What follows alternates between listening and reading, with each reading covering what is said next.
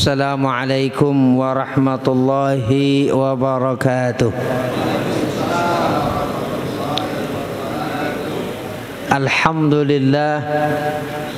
Alhamdulillahilladzi faddalana biisbaghi ni'amihil mutawafirah.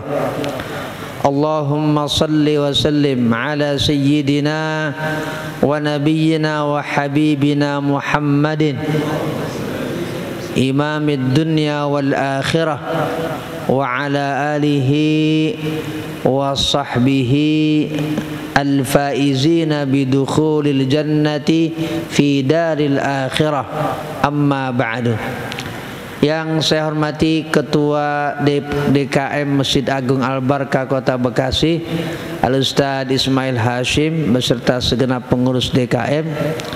Yang saya hormati segenap penasehat Masjid Agung Al-Barkah Kota Bekasi, orang tua kita Bapak Haji Suroto, Bapak Haji Furqon, Bapak Haji Cepi, Pak Haji Slamet, Bapak Haji Joko, dan seluruh penasehat lainnya, para asatidah segenap jamaah, juga Al-Ustaz Faisal Ilahi selaku imam tetap di Masjid Agung Al-Barkah Kota Bekasi.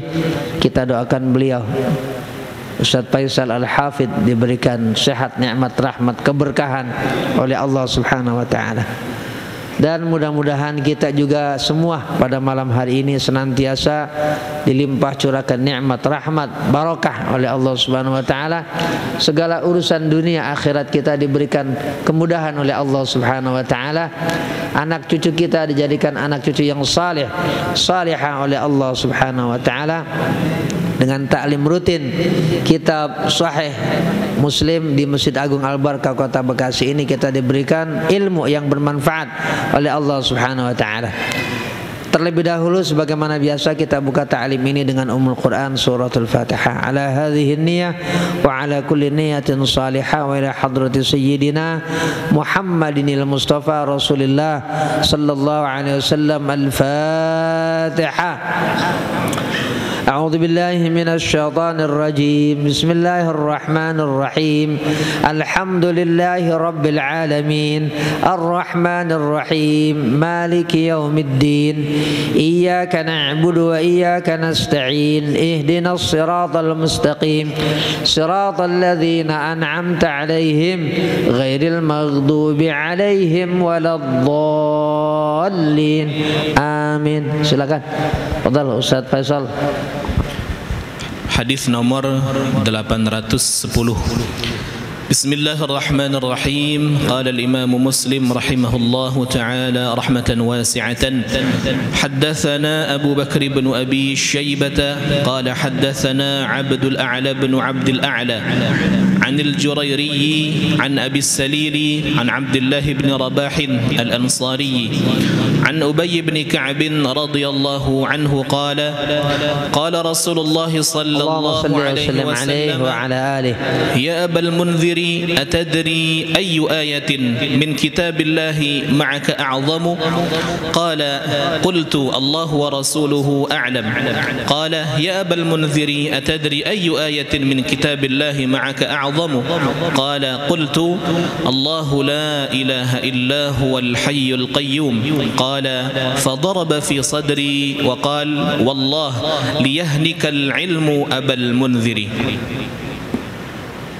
Hadis riwayat sahabat Rasulullah sallallahu alaihi wasallam yang bernama Ubay bin Ka'ab ini terkait dengan fadilah atau keutamaan ayat kursi, yang sudah tidak asing lagi kita ketahui tentang ayat kursi, Pak Haji Agus.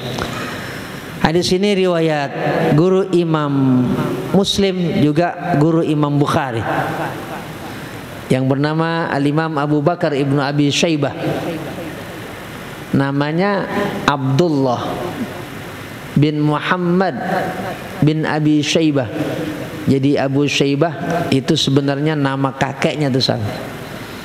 Nah, namanya Ibrahim. Abu Bakar namanya Abdullah. Dan memang Abu Bakar As-Siddiq namanya juga Abdullah. Abdullah bin Abi Quhafah. Abu Quhafah namanya Utsman. Jadi Abu Bakar As-Siddiq namanya Abdullah bin Utsman, Bang Madi. Nah, ini juga Abu Bakar Ibnu Abi Syaibah namanya juga Abdullah. Kakeknya namanya Abu Syaibah. Biasa orang Arab itu menisbatkan bin kepada kakeknya. Seperti pelajaran di pesantren ada Alfiyah. Namanya Alfiyah Ibnu Malik. Ibnu Malik namanya Muhammad bin Abdullah bin Malik. Jadi Ibnu Malik itu kakeknya, bukan bapaknya. Bapaknya Abdullah, nama beliau Muhammad bin Abdullah bin Malik. Gitu. Pak Jatim, Pak Jagus. Nah, ini Abu Bakar bin Abi Syaibah. Ya, untuk mengenang jasa ulama kita sedikit ingin tahu bahwa beliau ini berjasa meriwayatkan sekian banyak hadis, bahkan ribuan hadis, karena riwayatnya ada bahkan begitu banyak di dalam paling tidak 2 kitab hadis besar, yaitu Sahih Bukhari dan Sahih Muslim. Karena Imam Abu Bakar bin Abi Syaibah yang lahir tahun 159 lahirnya, wafat tahun 235 Hijriah di kota Kufah. Jadi lahir di kota Kufah, wafat juga di kota Kufah. Ini guru dari guru, jadi gurunya guru, namanya Abu Bakar bin Abi Syaibah. Gurunya Imam Muslim juga gurunya Imam Bukhari. Namanya Abu Bakar bin Abi Syaibah. Udah riwayat hadisnya banyak di dalam Sahih Bukhari, dalam Sahih Muslim, dan pastinya di kitab-kitab hadis yang lain. Juga beliau menyusun dan menulis serta meriwayatkan hadis sendiri. Kitabnya malah jauh lebih besar daripada Sahih Bukhari, lebih besar daripada Sahih Muslim. Namanya Al-Musannaf. Itu kitab Al-Musannaf saya baca,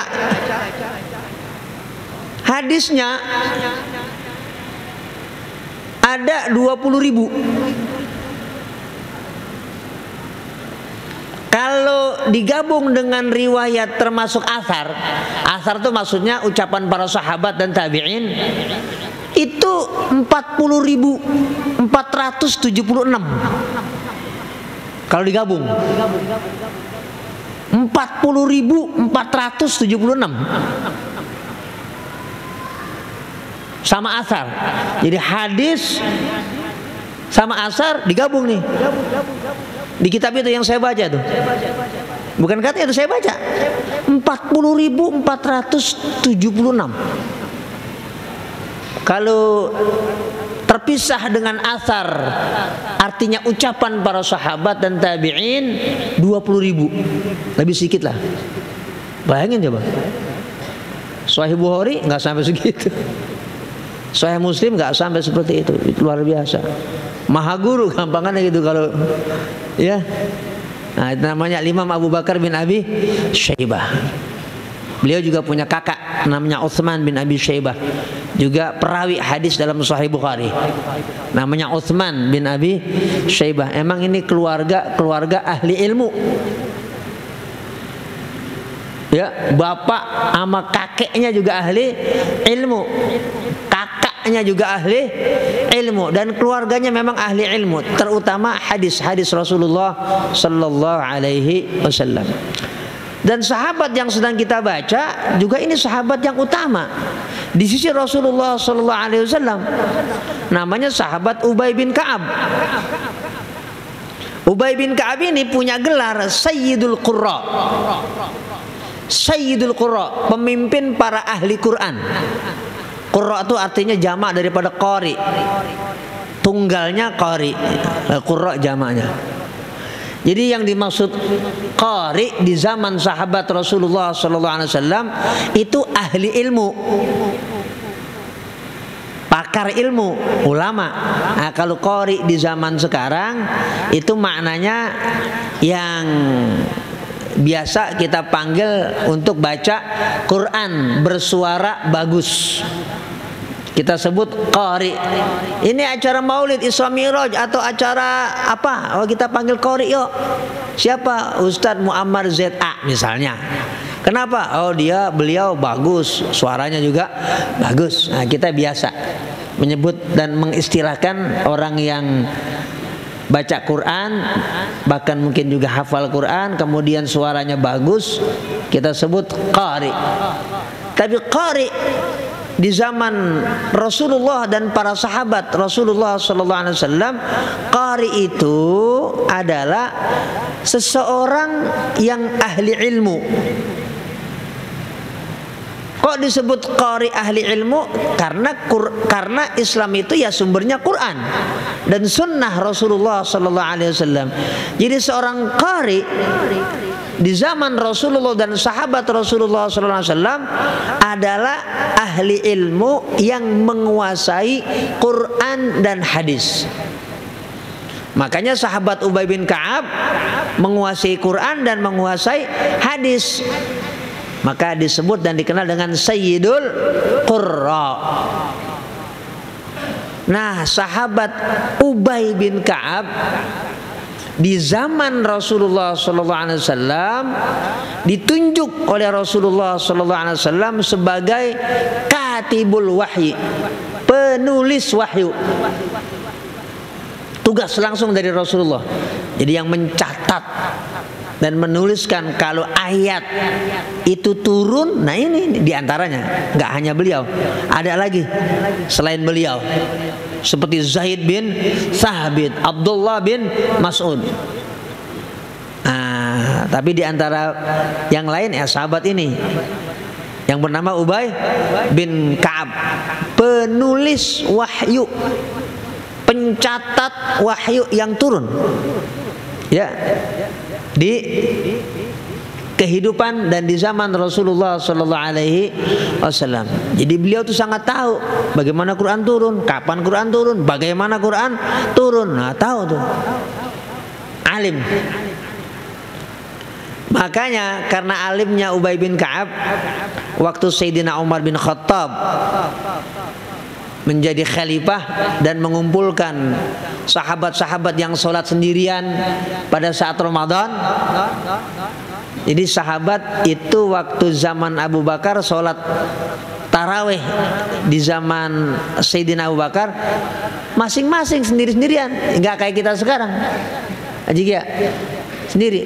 Baru di zaman Sayyidina Umar dikumpulkan oleh Sayyidina Umar. Nah, diangkatlah, ditunjuklah imam sholat tarawih zaman itu Ubay bin Ka'ab. Ya, jadi imam pertama sholat tarawih di dunia namanya Ubay bin Ka'ab ya. Setelah zaman Rasulullah, maksudnya setelah zaman Rasulullah, di era sahabat imam pertama kali sholat tarawih itu Ubay bin Ka'ab. Kenapa? Karena Sayyidina Umar tahu ini sosok yang begitu dipuji oleh Rasulullah SAW karena punya kemampuan yang mendalam. Bahkan beliau sebelum masuk Islam memang termasuk ahli dalam kitab Taurat, padahal beliau bukan orang Yahudi. Beliau orang Ansor, kabilahnya Khazraj. Ubay bin Ka'ab, kabilahnya Khazraj. Jadi ada Aus, ada Khazraj. Tapi Ubay bin Ka'ab itu orang yang sangat mendalam pengetahuannya tentang isi kitab Taurat. Apal isi kitab Taurat di zaman jahiliyah. Nah, beliau ini sudah masuk Islam sejak awal. Kapan? Di saat Bai'at Aqabah kedua dengan 70 sahabat dari kalangan kaum Ansar. Nah, diantaranya adalah sahabat Ubay bin Ka'ab. Jadi sebelum Rasulullah hijrah, Ubay bin Ka'ab ini sudah datang ke Mekah, tepatnya ke Mina. Dan di satu tempat di Mina, beliau bersama penduduk Madinah atau Yathrib sebelum namanya Madinah berbaiat, sumpah setia kepada Rasulullah sallallahu alaihi wasallam, masuk Islam, sekaligus sumpah setia membela Islam, membela Rasulullah sallallahu alaihi wasallam. Itu sekelumit tentang sejarah sahabat yang bernama Ubay bin Ka'ab yang wafat tahun 22 Hijriah. Sahabat Ubay bin Ka'ab radhiyallahu anhu, begitu jasanya sangat luar biasa. Makanya sampai sekarang para penghafal Quran itu pasti punya sanad juga dari gurunya, ujungnya adalah sahabat Ubay bin Ka'ab. Karena memang setiap Quran yang turun tuh Ustaz Igor itu langsung di-store oleh sahabat Ubay bin Ka'ab kepada Rasulullah sallallahu alaihi wasallam. Bener gak tuh bacaannya? Terus bacaannya tuh kayak gimana? Panjang pendeknya, makhraj hurufnya, segala sifat hurufnya, itu ayat per ayat, huruf per huruf, kalimat per kalimat, kata per kata. Nah, itu sudah secara sempurna di-store dan diikrar oleh Rasulullah sallallahu alaihi wasallam bahwa itu bacaan yang benar. Makanya sanad Quran itu ya ada juga yang sampai kepada sahabat Ubay bin Ka'ab, salah satu sahabat yang diakui keilmuannya oleh baginda Nabi Muhammad sallallahu alaihi wasallam. Dalam hadis ini sahabat Rasulullah yang bernama Ubay bin Ka'ab dipanggil sama Rasulullah sallallahu alaihi wasallam, ditanya oleh Rasulullah sallallahu alaihi wasallam. Panggilannya apa? Ya Abul Mundhir. Jadi panggilan Ubay bin Ka'ab dari Rasulullah sallallahu alaihi wasallam apa? Abul Mundhir atau Abul Mundhir. Nabi memang biasa memanggil sahabat itu dengan kunyahnya, istilahnya, julukannya. Abu Bakar itu juga julukan. Jadi banyak sahabat yang dipanggil oleh Rasulullah dengan kunyahnya. Sayyidina Ali juga punya kunyah yang dipanggil sama Nabi, Abu Turab. Banyak sahabat. Itu panggilan kehormatan buat masing-masing sahabat Rasulullah sallallahu alaihi wasallam.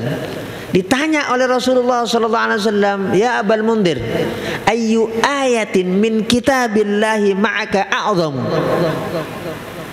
Hai Abul Mundhir, ayat apa dari kitab suci Al-Quran yang menurut kamu a'zamu, paling agung? Ditanya dulu oleh Rasulullah sallallahu alaihi wasallam. Sahabat Ubay bin Ka'ab menjawab juga dengan bahasa dan jawaban yang sopan di depan Rasulullah sallallahu alaihi wasallam. Qultu Allahu wa rasuluhu a'lamu. Allah lah dan Rasulnya a'lamu, yang paling tahu. Kalau Allah tentu maha mengetahui. Jawaban sopan, penuh adab, penuh akhlak dari sahabat Rasulullah yang bernama Ubay bin Ka'ab. Ketika ditanya oleh Nabi ayat apa di Quran yang paling agung, ditanya lagi oleh Rasulullah, Abul Mundhir, ayyu ayatin min kitabillahi ma'aka a'zamu? Ayat apa di kitab Allah Al-Quran yang paling agung? Akhirnya dijawab oleh sahabat Ubay bin Ka'ab, Allahu la ilaha illa huwal hayyul qayyum. Maksudnya ayat kursi.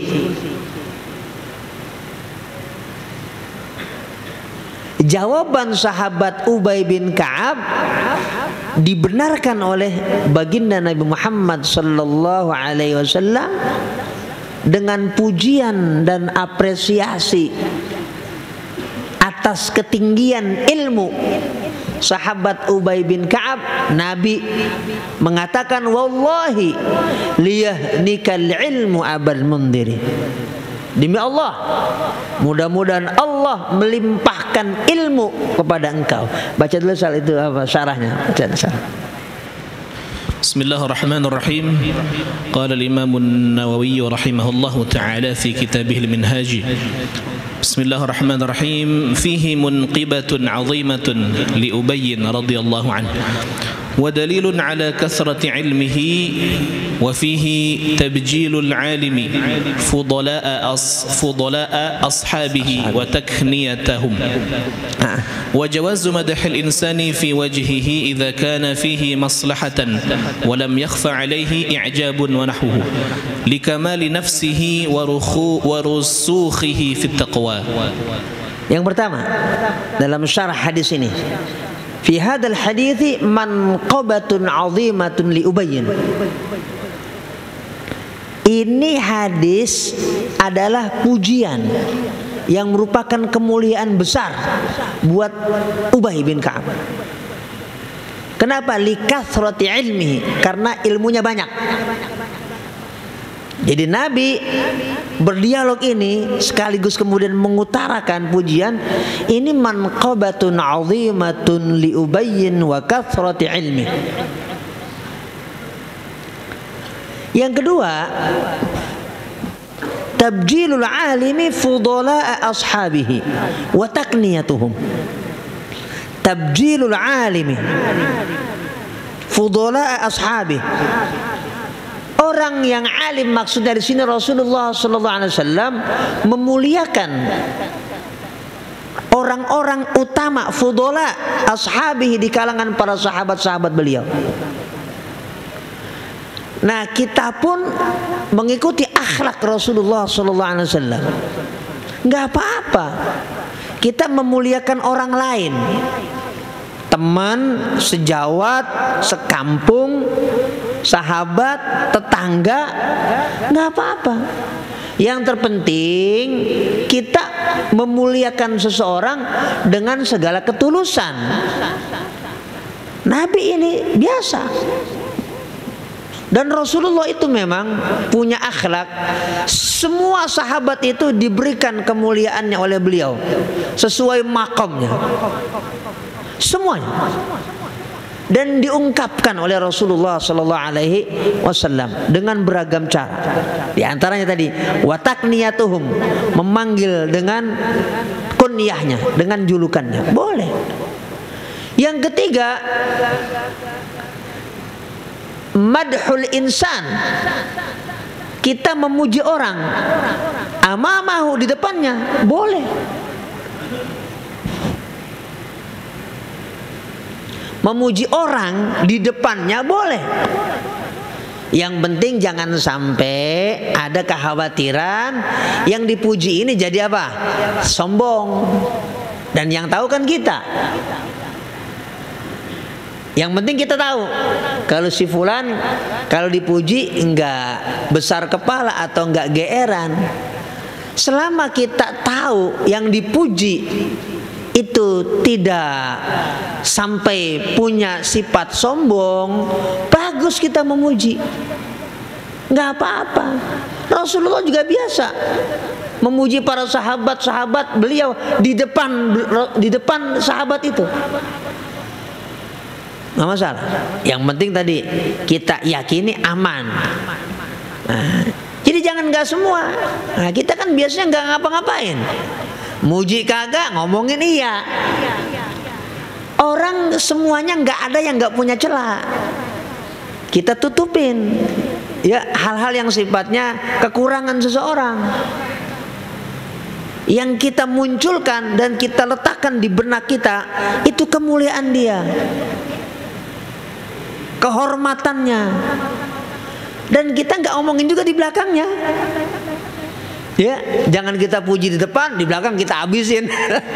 Ya, sama aja bohong. Kita tulus memujinya. Nggak masalah. Alhamdulillah Bapak ini sudah berinfak, sudah bersedekah. Bahkan kita sampaikan di depan orang banyak, nggak apa-apa. sebagai penyemangat.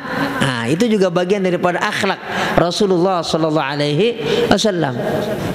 Bahkan ketika orang itu udah meninggal dunia, misalnya syahid perang Uhud, perang Badar, tetap dipuji oleh Rasulullah. Nah, di depan sahabat-sahabatnya.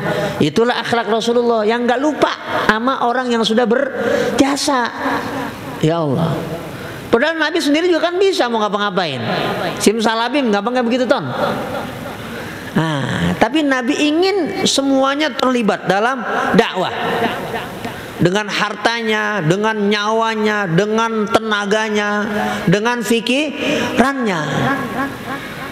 Nah, jadi sahabat-sahabat semuanya punya andil dalam perjuangan Islam, sehingga dipuji oleh Allah Subhanahu wa taala, dipuji oleh Rasulullah sallallahu alaihi wasallam. Bahkan pujian Allah kepada para sahabat kaum Muhajirin dan Ansor luar biasa.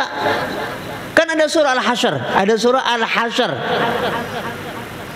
Ini ayatnya sering kita baca dalam doa.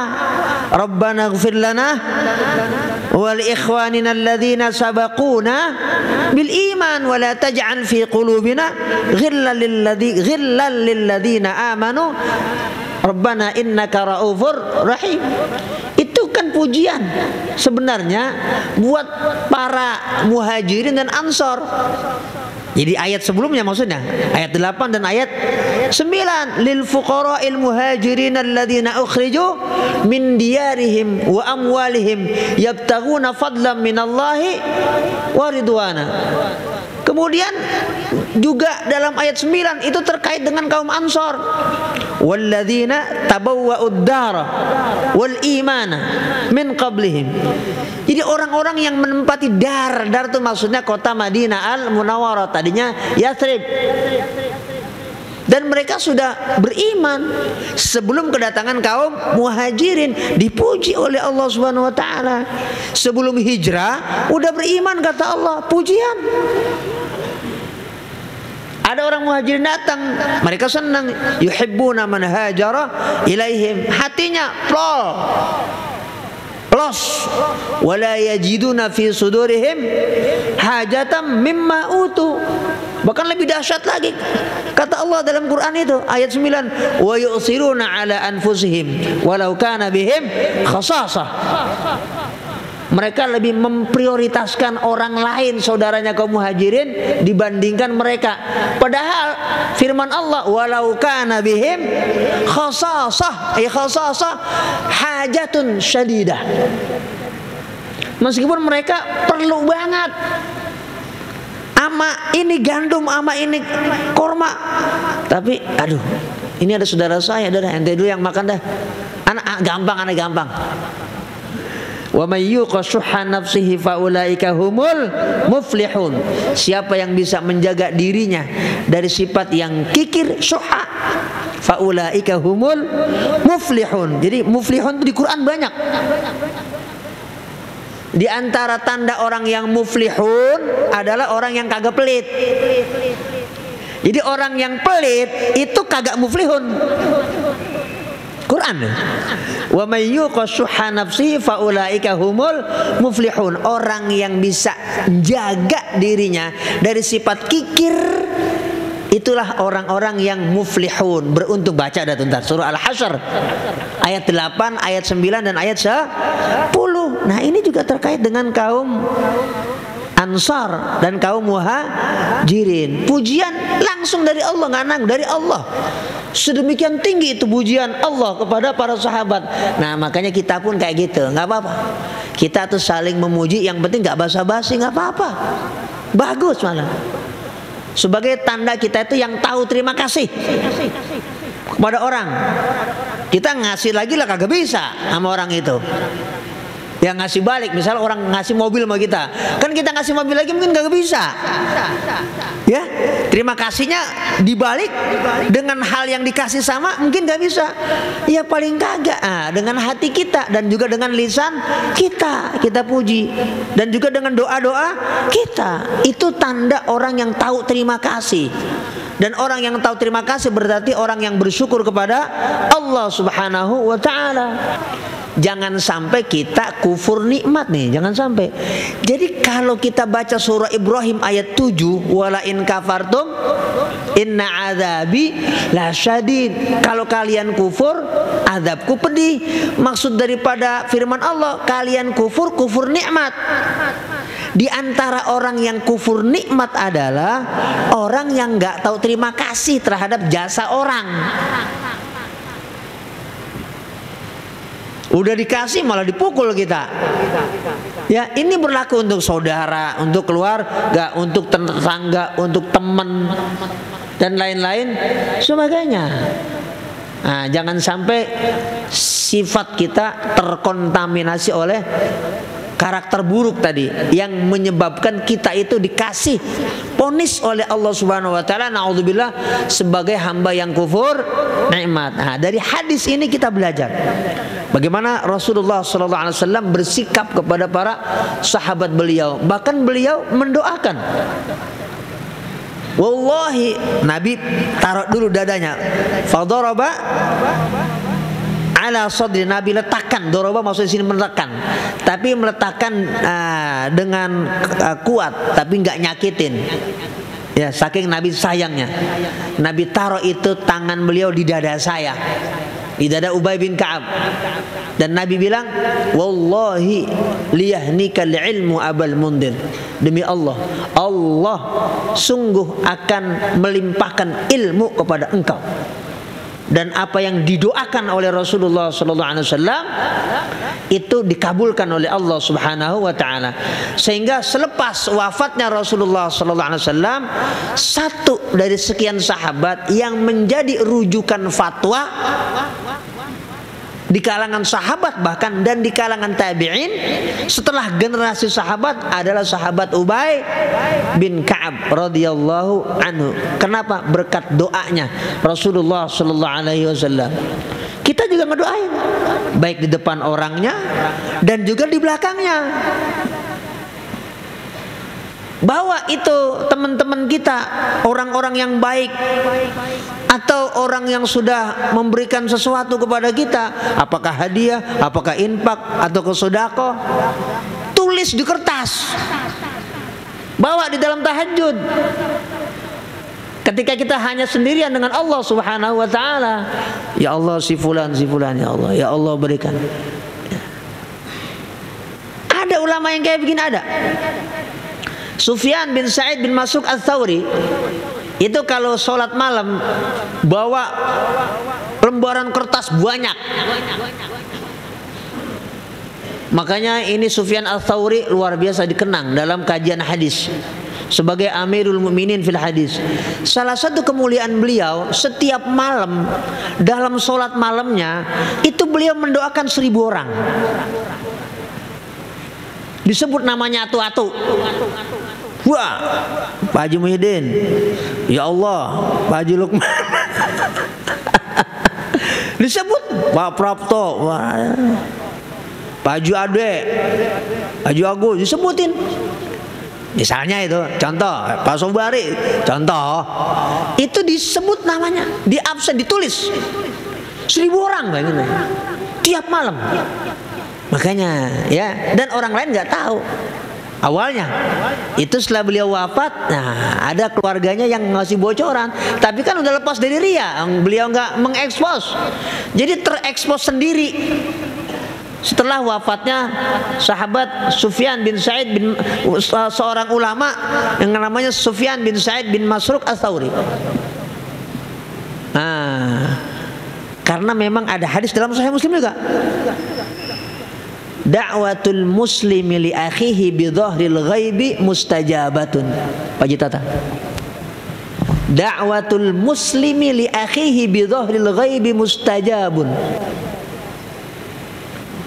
Dakwah maksud doa.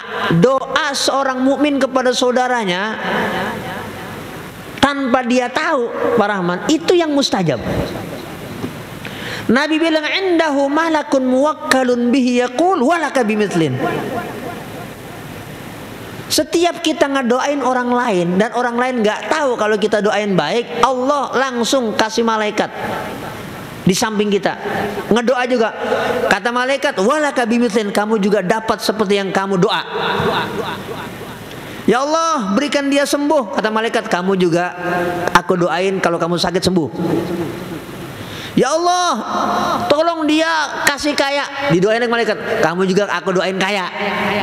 Jadi salah satu cara kalau doa kita mustajab, jamaah yang dimuliakan oleh Allah, banyak ngedoain orang lain. Ustaz Zainal,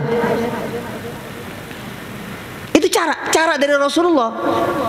Biar apa yang mau kita hajat dikabul oleh Allah, doain orang lain.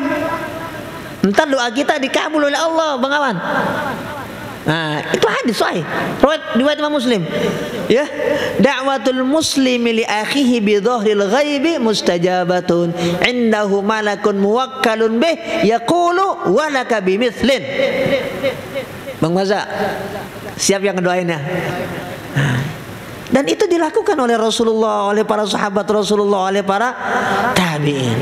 Nah, ini sebagai satu tips dari baginda Nabi Muhammad sallallahu alaihi wasallam, termasuk doa beliau kepada sahabat yang bernama Ubay bin Ka'ab radhiyallahu anhu. Nah, ternyata kita dari hadis ini dan juga dari hadis yang lain tahu bahwa ayat teragung di seluruh ayat yang ada di Quran adalah ayat kursi. Kursi itu apa artinya? Kedudukan, kehormatan, kemuliaan. Jadi agar kita dapat kemuliaan dari Allah kepada kita, terutama di akhirat, dikasih kita maghfirah, maksudnya bukan kemuliaan kita pengen pangkat yang sifatnya kelihatan. Kemuliaan itu maksudnya kita dikasih maghfirah oleh Allah, dikasih rahmat oleh Allah, senantiasa dibimbing oleh Allah, gitu. Jangan bicara kemuliaan yang sifatnya dapat pangkat, dapat duit berapa triliun, ya, dan lain sebagainya. Karena Allah yang paling tahu kita kuat gak mikulnya. Kalau dikasih jenderal bintang 9 misalnya, ya. Kalau kita ingin mulia dalam pengertian yang tadi saya sampaikan, diantaranya kita jangan lupa memperbanyak baca ayat kursi di beragam waktu, terutama misalnya habis sholat 5 waktu. Ada sunnahnya dari Rasulullah sallallahu alaihi wasallam. Nabi Muhammad sallallahu alaihi wasallam bersabda, man qara'a ayatal kursi dubura kulli salatin lam yamna'hu min dukhulil jannati illa al-mautu. Yang biasa baca ayat kursi setiap habis sholat 5 waktu, maksudnya nggak ada yang bisa ngalangin dia untuk masuk surga kecuali kematian. Artinya orang yang biasa baca ayat kursi habis sholat mati masuk surga. Kan pendek ayat kursi itu. Kenapa? Ini ayat teragung masalahnya. Dalam riwayat Imam Tirmidzi, Rasulullah sallallahu alaihi wasallam bersabda, likulli syai'in sinamun. Setiap sesuatu itu ada puncaknya. Wasinamul Quran suratul Baqarah, dan puncaknya Quran itu adalah surah Al-Baqarah. Makanya ayatnya paling banyak. Fiha sayyidatu ayil Qur'ani. Di dalam surah Al-Baqarah ada sayyid, ada pemimpin, ada yang teragung terkait dengan ayat-ayatnya.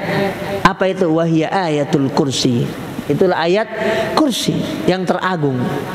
Karena memang di dalamnya ya ada ayat atau kalimat dalam ayat itu bunyinya man dzalladzi yashfa'u 'indahu illa bi'idznih. Siapa yang bisa memberikan syafaat di sisi Allah kecuali atas atau dengan seizin Allah Subhanahu wa taala. Maksudnya yang dikasih izin oleh Allah untuk memberikan syafaat kan cuma Rasulullah sallallahu alaihi wasallam. Seperti yang sudah saya sampaikan di sini waktu kajian surah Fatihah. Kenapa? Di situ ada nama Rasulullah. Setiap yang agung dalam Quran itu ada Rasulullah. Termasuk ayat kursi. Man dzalladzi yashfa'u 'indahu illa bi'idnih. yang nanti oleh Allah diberikan hak untuk syafaat itu cuma Rasulullah, nggak ada nabi yang lain. Siapapun nabi itu, siapapun rasul itu, cuma Rasulullah Sallallahu Alaihi Wasallam. Hadisnya banyak, ya ayatnya juga termasuk ini. Hadisnya mutawatir. Hadisnya mutawatir. Mutawatir artinya dari sahabat, tabi'in, tabi'in dan seterusnya, banyak sekali yang meriwayatkan. Sahih Bukhari ada, Sahih Muslim ada, Sunan Abu Daud ada, Tirmidzi ada, Sunan Nasai ada, Ibnu Majah ada, Muwatta Malik ada, Musnad Imam Ahmad ada, Mu'jam Tabrani ada, Sunan Ad-Darimi ada semuanya. Meriwayatkan tentang man dzalladzi yashfa'u 'indahu illa bi'idzni. Belum lagi rangkaian kalimat dalam satu ayat ini itu juga panjang penjelasannya. Karena ini kajian hadis nggak saya sampaikan. Paling nggak bocorannya atu. Allahu la ilaha illa huwal hayyul qayyum.